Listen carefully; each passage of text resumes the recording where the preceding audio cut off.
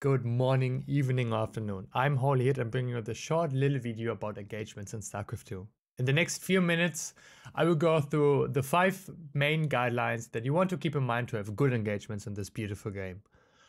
Keep in mind these are general guidelines. They're applicable to every race and are more aimed at beginners or people that want to freshen up the basics or feel like they're having problems in trading well with their opponent. Before we start, I want to mention that I stream every day during the week, Mondays to Fridays, from 16:30 to 22:30 CEST. So feel free to come check out the stream if you want to see me get proxy robot a lot. Also, in the description, I've linked every social media you might find interesting, including, of course, the Twitch. So with that out of the way, let's start with the first rule you want to keep in mind. Maximizing damage output is the first thing you want to keep in mind.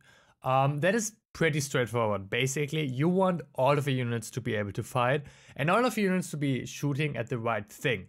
To do that without really microing is just in front of a fight. Make sure that in general, your melee units are on the front, your shooty units are on the back, and maybe build a concave before the fight starts. That way you don't have to micro in the fight. And you can make sure that through the concave, when your opponent runs into your army, all of your units will be shooting. So when you look at a lost replay, make sure that when you feel like you botched the engagement, to make sure that to see if all of your units are indeed fighting, or if some units decided to maybe shoot at a CC if you're fighting into the Terran or something like that. Number 2 is also pretty straightforward. It's minimizing damage taking. So for example, if you're fighting versus an army with a lot of AoE, try to not clump up your army in one ball, for example.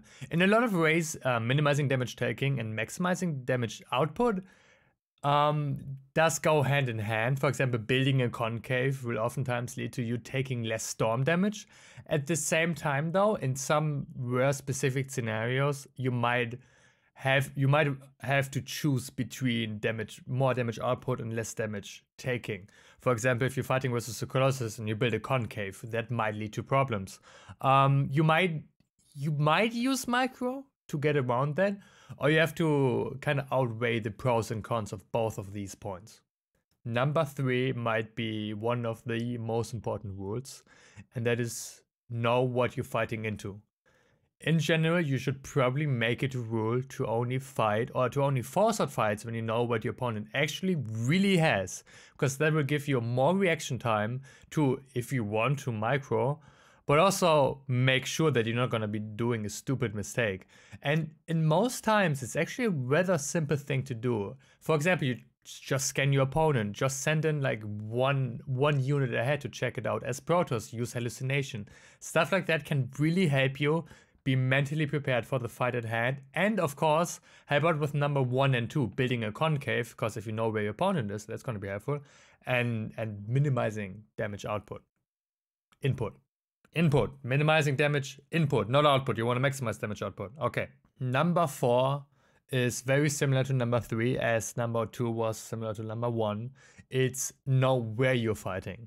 Know how the map is structured and know what map features you can use to advantage. For example, if you know you're fighting against siege tanks, you don't want to fight into a choke. If you know you have a lot of melee units, try to find an open field to attack into. If you know you have the siege tanks and you know you have the distance, for example, you have an immortal army in PvP, like a mortal heavy army versus an army without immortals, try to find places to position your army to use that to your advantage. That involves, again, doesn't necessarily have to involve micro. It's just about preemptively putting your army in positions. Maybe doing that subconsciously after a while when you practice this. Like at first keep that in mind, and then subconsciously just put your army in positions that are going to be helpful for your army but bad for your opponent's army. Of course, this coincides again with number 3. Knowing what your opponent has and what your opponent's army is like. Number 5 is probably the most important point here, and that is macro.